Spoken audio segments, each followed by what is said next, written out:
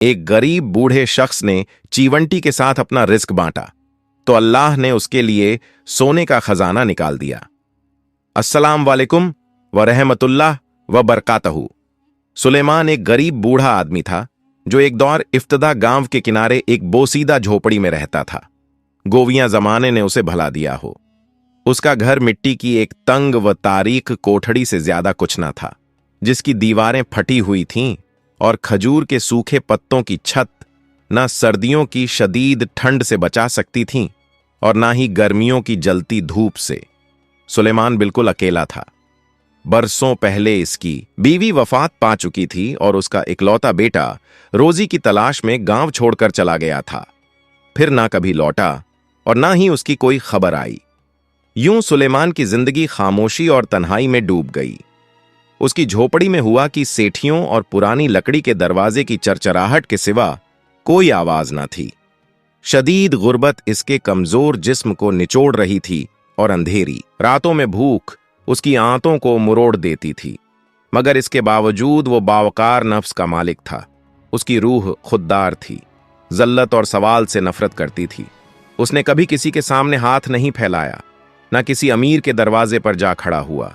वह भूखा सोना कबूल कर लेता था, मगर इज्जत नफ्स पर आंच ना आने देता।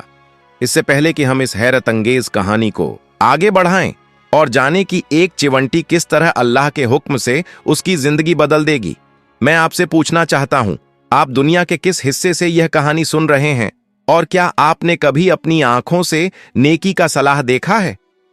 सुलेमान बड़ी मशक्कत से अपना गुजारा करता था। वह लोगों के फेंके हुए सूखे रोटी के टुकड़े जमा करता, उन्हें साफ करके धूप में सिखाता, फिर कुछ को पस लेता और कुछ मवेशियों के चारे के तौर पर चंद सकूं में बीच देता। यह काम इस उम्र में उसके लिए बहुत कठिन था। उसके बालों में सफीदी उतर चुकी थी और वक्त ने उसके चेहरे पर सब्र की गहरी लकीरें खींच दी थीं। अफसोस कि पड़ोसियों के दिलों में उसके लिए हमदर्दी के बजाय तमस्कर था।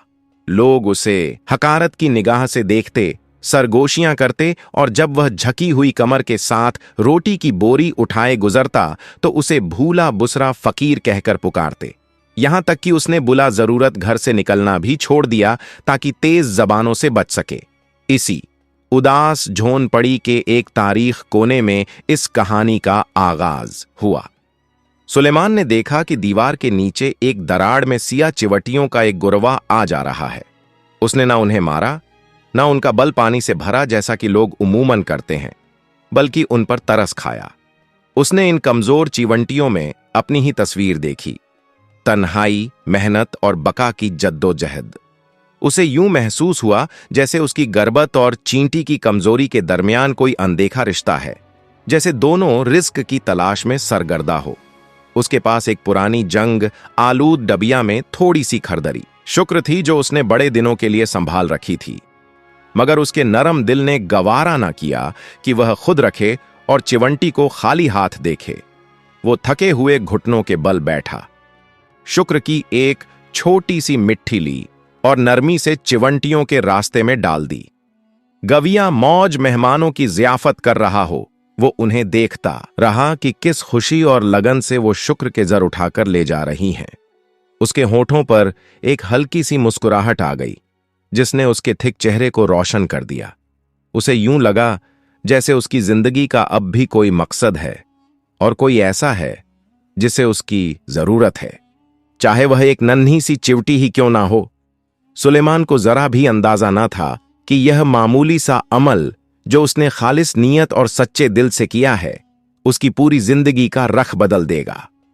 ना ही वह जानता था कि जिस चिवंठी को वह आज अपने थोड़े से रिस्क में शरीक कर रहा है, वही चिवंटी अल्लाह के हुक्म से उसका एहसान ऐसे लौटाएगी कि अक्ल दंग रह जाएगी।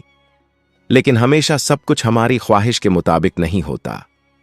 कुछ आंखें उसे देख रही थीं और कुछ जुबानें उसके खिलाफ जहर उगलने के लिए तैयार थी ताकि उसके दिखों में एक और दुख का इजाफा कर सकें। एक अब्र आलूद सुबह थी। सुलेमान अपने नन्हे साथियों के साथ अपनी रोजमर्रा की मशक्कत में थक्का हारा मशगूल था कि उसे खबर ही ना हुई कि उसके टूटे हुए झोपड़े की खिड़की के पास एक भारी साया आकर ठहर गया है।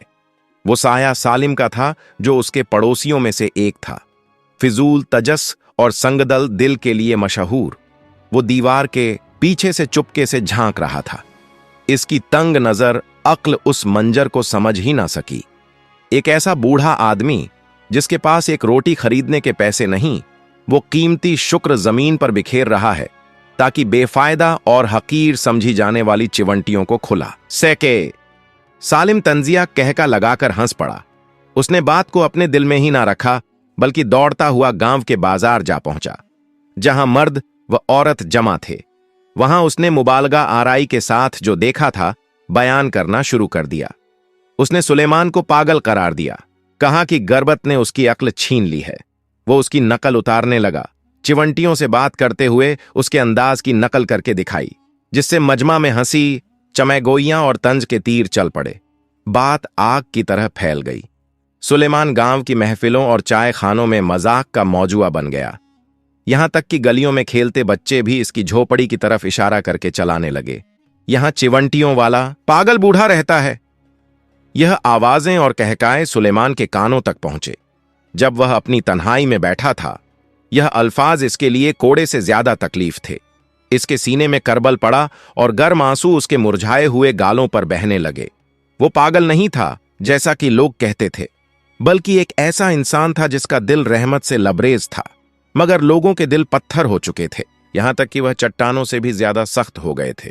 उसने अपने बोसीदा दरवाजे को मजबूती से बंद कर लिया और फैसला किया कि अब वह सिर्फ रात की तारीकी में ही बाहर निकलेगा, लकड़ियां या पानी लाने के लिए, ताकि ताक लगाए बैठे लोगों की नजरों से बच सके। दिन बोझल और सस्त रब्बी से गुजरते रहे, यहां तक कि सख्त सर्दियों का मौसम आ गया। तेज आंधियों और बारिशों ने झोपड़ी की हालत बदतर कर दी। छत छलनी बन गई, बारिश का पानी अंदर टपकने लगा और मिट्टी की जमीन सर्द छपछपे कीचड़ में बदल गई। सर्दी इस हद तक बढ़ गई कि सुलेमान की रगों में खून जैसे जम गया हो। इसके पास मौजूद सोखी रोटी भी खत्म हो चुकी थी और अब सिर्फ शक्कर की एक निहायत छोटी सी मुट्ठी बाकी रह गई थी। वो अपनी पतली सी ओढ़नी में कांपता हुआ बैठा, छत के सुराखों से आसमान की तरफ देखता और अल्लाह से दुआ करता, ऐ अल्लाह, मेरे हाल पर रहम फरमा और मुझे लोगों के हवाले ना कर। इसी इंतहाई किस्मसी के आलम में सुलेमान ने एक अजीब बात नोट की जो चिवंटियों के मस्कन के पास हो रही थी। सर्दियों में चिवंटियां आम तौर पर छिप जाती हैं, मगर यह नन्हा सा लश्कर गैर मामूली सरगर्मी में था। वो मुसलसल खुदाई कर रही थी, इस बार खुराक जमा करने के लिए नहीं, बल्कि जमीन के अंदर गहराई तक पहुंचने के लिए। सुलेमान देखता कि चिवंटियां जमीन के नीचे से एक अजीब सरख माइल मिट्टी के बारीक जर्रात उठाकर बाहर ला रही हैं। यह मिट्टी झोपड़ी की आम मिट्टी से मुख्तलिफ थी। वो उसे बल के पास ढेर कर देते और फिर वापस खुदाई में लग जाते। जब भी सुलेमान इस मिट्टी को समेटकर अपनी जगह साफ करता, अगले दिन चिवंटियां इससे भी ज्यादा मिट्टी बाहर ले आते हैं, जैसे वह वक्त के खिलाफ दौड़ रही हो और किसी गहरी चीज तक पहुंचने की कोशिश कर रही हो। शुरू में सुलेमान ने सोचा कि शायद वह बारिश के पानी से बचने के लिए अपना मस्कन विसिया कर रही है। एक बार फिर इसके दिल में उनके लिए त्र जाग उठा। उसने हाथ में मौजूद शुक्र के आखिरी जर्रात की तरफ देखा और शक्ता आवाज में कहा, खा लो मेरे नन्हे दोस्तों, शायद अल्लाह मुझे भी रिस्क दे और तुम्हें भी। तुम अंधेरे में मेहनत कर रहे हो और मैं रोशनी से आने वाले फर्ज का इंतजार कर रहा हूं। यह हालत कई दिनों तक जारी रही और पुरानी चटाई के उर्द गर्द निकाली गई। मिट्टी के ढेर बढ़ते चले गए। अब सुलेमान के दिल में शक और तजस्स जागने लगा। यह चिवंटियां इतनी गहराई में क्यों खुदाई कर रही हैं? यह सरखी माइल मिट्टी कैसी है जो उसने अपनी पूरी जिंदगी गांव में कभी नहीं देखी? क्या यह नन्ही मखलूक उसे कोई पैगाम देना चाहती है, या फिर वाकई भूख और तन्हाई उसके जहन पर असर डालने लगी है, जैसा कि इस जालिम पड़ोसी ने कहा था? वो इस सुराख के करीब जा बैठा जो अब कुछ वसिया हो चुका था और लकड़ी का एक मजबूत डंडा ले आया जिसे वह आग जलाने के लिए इस्तेमाल करता था। वो चिवंटियों की आमद वो रिफत को गौर से देखने लगा, जैसे वह उसे भी अपने साथ शामिल होने की दावत दे रही हो। एक अजीब सी अंदरूनी तहरीक के तहत और ऐसे तजस्सुस के बाज जिसे वह अपनी कमजोर हालत के बावजूद रोक ना सका। उसने फैसला किया कि वह भी जमाशदा मिट्टी हटाने में उनकी मदद करेगा। शायद इस अजीब इसरार का राज खुल जाए। वो नहीं जानता था कि यही लम्हा जलत की जिंदगी और इज्जत की जिंदगी के दरमियान हद फासिल है, और इस मिट्टी के नीचे छिपी हुई चीज आने वाली नस्लों तक दास्तान बन जाएगी। सुलेमान को फौरन एहसास हो गया कि यह अजीम रिस्क दरअसल गर्बत से भी बड़ा इम्तिहान है। उसने आंसू पूछे, सोने को जल्दी से जमा किया, दोबारा मुटके में रखा और पुराने चौल्हे के नीचे एक नई खड़ी में छिपा दिया। फिर उस पर राख और लकड़ियां डाल दें। उसकी जाहिरी जिंदगी में कुछ भी तब्दील ना हुआ। वह अब भी पैव लगे कपड़े पहनता रहा और लोगों की नजरों से बचने के लिए हस्ब मामूल सूखी रोटी जमा करने निकलता रहा। मगर असल तब्दीली खामोशी से शुरू हो चुकी थी। सुलेमान ने फैसला किया कि यह दौलत सिर्फ उसकी आसाइश के लिए नहीं, बल्कि अल्लाह के साथ तिजारत होगी। वो खफिया तौर पर करीबी शहर गया और सोने के सकों में से सिर्फ 1 दीनार बेचा। इस रकम से उसने आटा, तेल और गोश्त खरीदा, लेकिन दिन की रोशनी में कुछ भी अपने घर ना लाया। उसने एक दयांतदार ताजिर से माह किया कि वो यह रिस्क रात के वक्त गांव के गरीबों, बीवाओं और महताजों के घरों तक पहुंचाए और किसी को यह ना बताए कि देने वाला कौन है। गांव में एक हलचल मच गई। लोग एक ऐसे नामालूम मोहसिन की बातें करने लगे जो घरों को नामतों से भर रहा था। सालिम और उसकी बीवी हैरानी से पूछते फिरते थे कि यह सुखी दौलतमंद आखिर कौन है, और सुलेमान वो सब कुछ सुनता, अपनी सूखी रोटी पस्तता और दिल ही दिल में मुस्कुरा देता ताकि किसी को शक ना हो। महीने गुजरते गए और सुलेमान ने अपने सबसे बड़े मंसूबे की तैयारी शुरू कर दी। इसने शहर के एक वकील के जरिए मस्जिद के करीब एक जमीन खरीदी और वहां एक बड़ी तकिया बनवाने का हुक्म दिया ताकि मुसाफिरों और फकीरों को खाना खिलाया जा सके।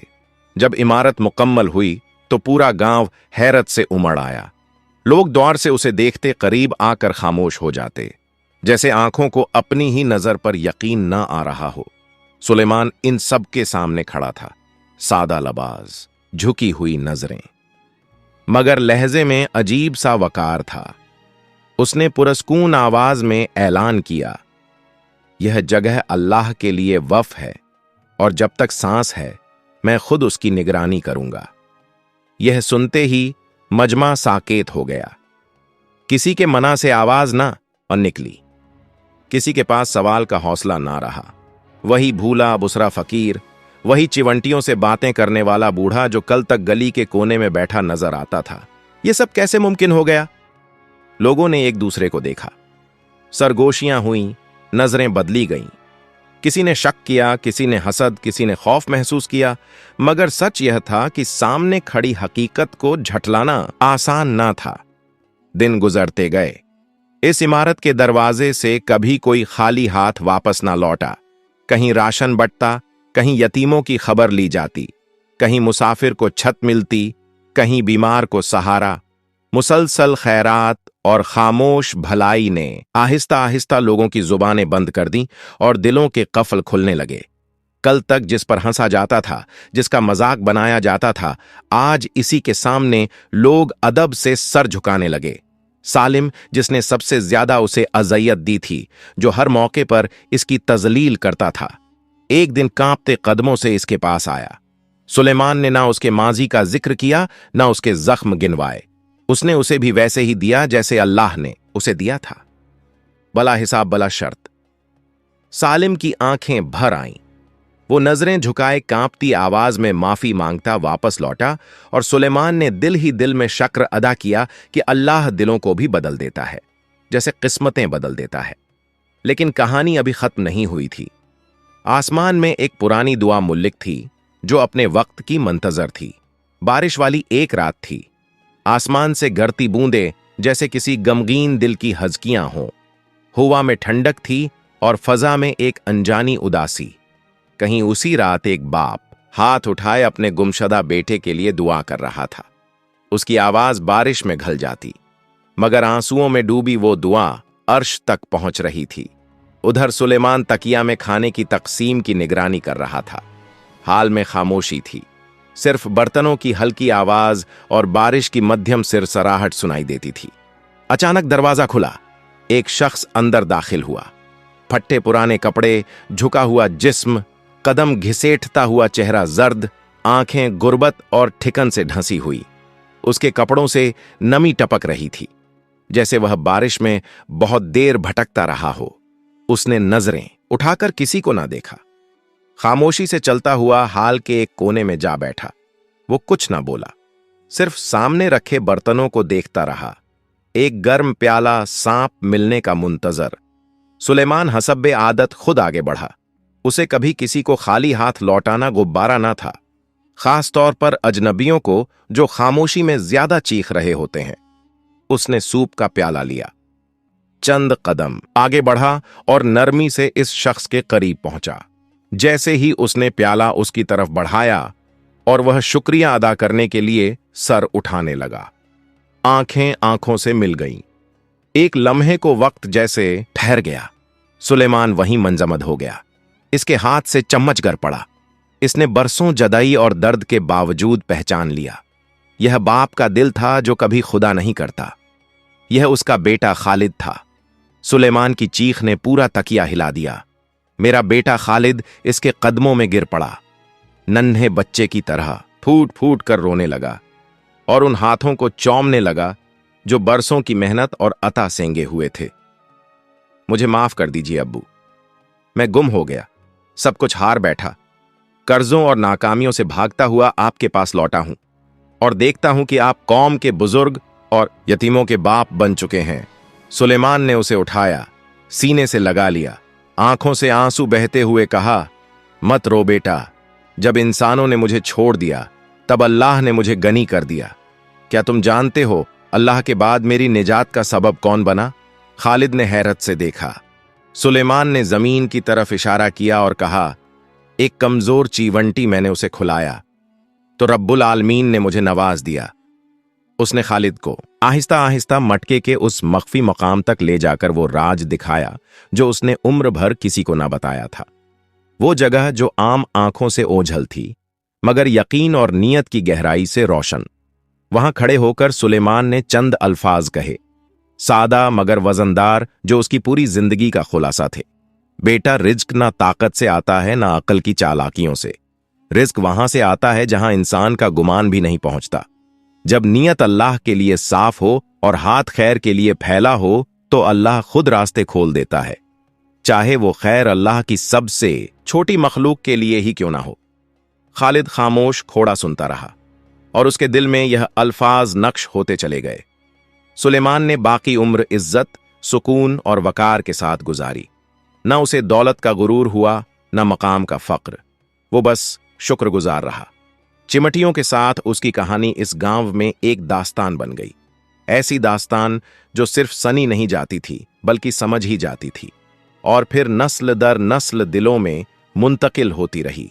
एक सबक की तरह, एक इमानत की तरह।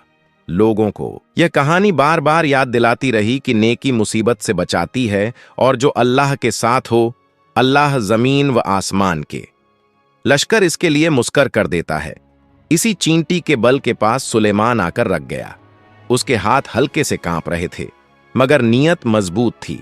उसने बहुत एहतियात से मिट्टी हटाना शुरू की, एक एक मुट्ठी, इस डर से कि कहीं मिट्टी गिरकर चिवटियों को नुकसान ना पहुंचा दे, कहीं अल्लाह की उस छोटी मखलूक को तकलीफ ना हो।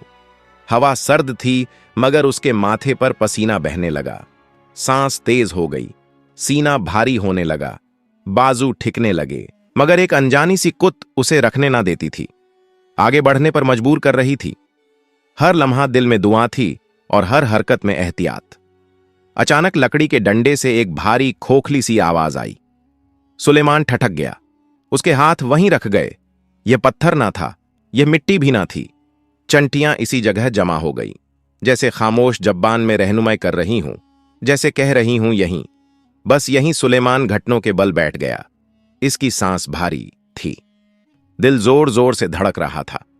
इसने टूटे हुए नाखनों से बड़ी एहतियात के साथ मिट्टी हटाना शुरू की, हर हरकत सोच समझकर, हर लम्हा इस खौफ के साथ कि कहीं जरा सी बेहतियाती इन नन्ही मखलूकात को नुकसान ना पहुंचा दे। मिट्टी आहिस्ता आहिस्ता हटती गई और फिर कुछ सख्त सा महसूस हुआ। थोड़ी देर बाद एक पुरानी मिट्टी की सराही का मुना जाहिर हो गया, जिस पर मोम की एक सख्त जमी हुई तह थी, वक्त की तरह मजबूत, रात की तरह खामोश। बड़ी मशक्कत से सुलेमान ने सराही को दोनों हाथों से थामा और जमीन से बाहर निकाला।